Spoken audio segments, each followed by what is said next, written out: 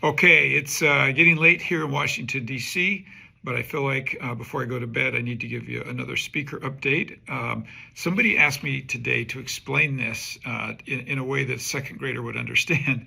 And I laughed because this is exactly second grade stuff. This is like teacher asking everybody to put their head on their desk and raise their hand if you want John to be the class president, or raise your hand if you want Bob to be the class president. It's exactly what's happening. And all of the temper tantrums that you would expect in elementary school or high school, all of the vindictiveness, all of the underhanded manipulative stuff is all going on here by a bunch of people who should be adults.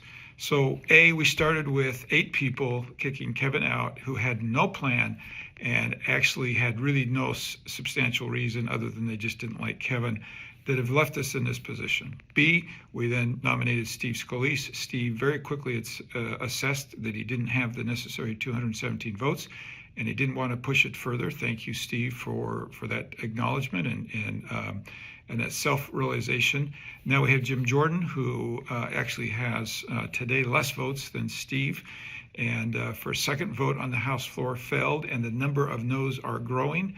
And if you're a Jim Jordan fan, I have bad news, and that is those noes will continue to grow the more votes that Jim takes. It just seems evident to me in my conversation with members behind the scenes. If you're not a Jim Jordan fan, I'm sure you're pleased with that. But it leaves us with absolutely nothing. We've tried Kevin, we've tried Steve, we've tried Jim. Nobody is getting 217 votes. I'm pretty sure we could go through the entire roster and not get 217 votes. Other names are starting to pop up. There may be some possibilities. It reminds me a lot of Paul Ryan when there were just things people didn't know about Paul Ryan, so he seemed good to everybody. And in my opinion, Paul is a great speaker.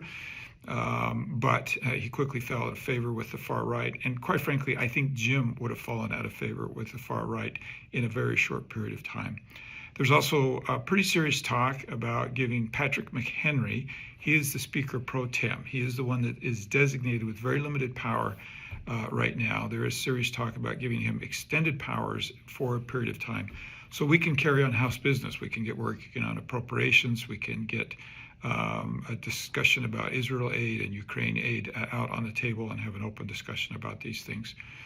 Short of that, we don't have an answer, and we continue to go doing absolutely nothing here but taking speaker votes. We're now starting over. We've done that process now several times, so I know exactly what that means. That means candidates will put their name forward. We'll then have to wait a day for them to prepare, and then have a candidate forum, and then we'll have to have a day before we can vote on that. So wish I had better news for you, but I wanted to give you all an update on what is happening in the speaker race, day 15.